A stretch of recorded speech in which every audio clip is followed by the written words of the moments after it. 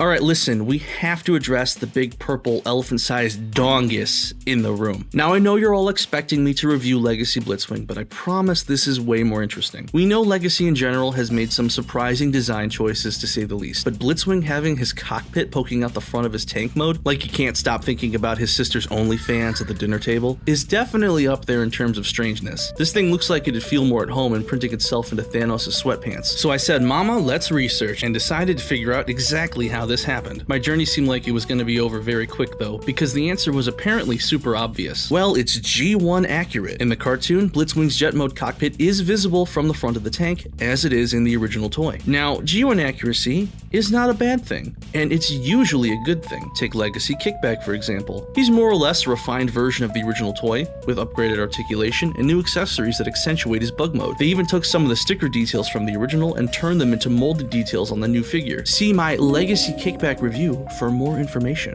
However, I did discover something interesting. His cartoon design has been wrong the entire time. Now initially, like many other original Transformers, Blitzwing was a Diaclone toy, known as Variable Squadron Triple Changer Jet Type, which is funny because the other Variable Squadron Triple Changer toy also turned into a jet, so I don't know what's so special about Blitzwing. Though Blitzwing is distinct because he's the only Diaclone Triple Changer that made it into Generation 1. See, don't act like you don't learn anything on this channel. But take note as to what's on the box.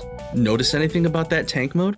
Whoa. It looks like it's facing the other way. Now check out Blitzwing's proper G1 box. Holy shit, he's still facing the other way. Blitzwing was not supposed to rock out with his cockpit out, but instead have the cockpit hidden behind the tail end of the tank. So why did the cartoon and the comics have it the other way? Well, apparently they just mistransformed the toy back in the day, leading to today's designers being so sure this was the direction the tank is supposed to face, they designed it to unequivocally face that direction by sloping the armor in this way and prominently placing the jet boosters at the back, making it unfeasible that it could face the other way, all in the name of being accurate to the G1 series. So you might say to me, but gay for May. Tanks also don't have forward-facing jet thrusters underneath them. Doesn't it make more sense that these would face backwards to power the tank? And okay, a jet-powered tank does sound more plausible. Now, human beings are said to only use about 10% of their brains, but unfortunately, I can only use about 8% of mine. However, I managed to come up with a theory that explains this strange, seemingly overlooked detail. And to understand this, we have to look at the jet mode too. Just like the tank, Legacy Blitzwing's chunky little jet mode is crudely designed,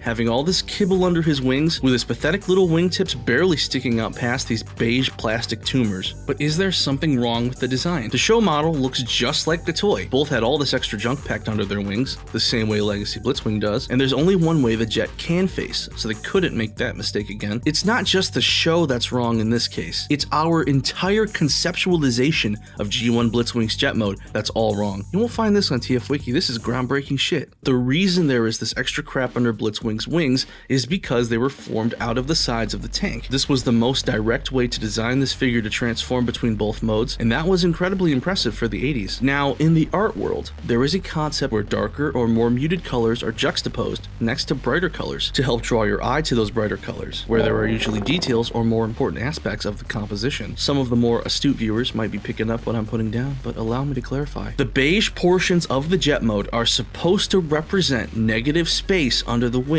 with the only actual jet mode details being the wings themselves and the Starscream-esque under-mounted blasters. This is, in my estimation, why the two modes are completely different colors that heavily contrast each other. It's a simple but clever way to distinguish the vehicles from each other. The only reason there's any beige material here is because this is the color of the plastic of the sides of the tank, but it is not meant to be seen as part of the design of the jet. To put it another way, this is like if in the cartoon Optimus Prime had to attach and detach his hands every time he transformed. It's simply a functional reality of the toy and nothing more. And it was definitely something that shouldn't have been codified as part of the design by the series, leading to the designers of today perpetuating this mistake by making Blitzwing into this goofy, ugly looking jet. But the smoking gun for me is this Diaclone catalog artwork, depicting Diaclone Blitzwing as a normally proportioned jet. However, the question now is, can we also apply this notion of negative space to Legacy Blitzwing? As much as I'd like to, and honestly I got this theory from looking at Legacy Blitzwing in the first place, I don't think we can. The designers definitely intended for these off-color portions to be considered part of the vehicles,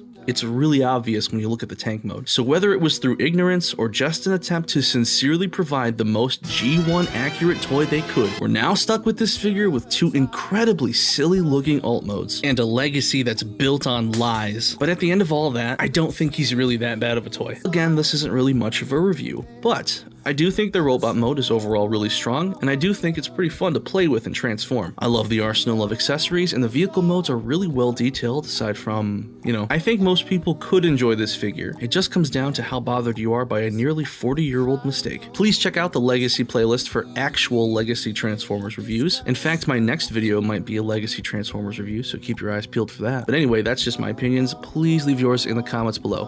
Bye-bye. I let him grab my penis.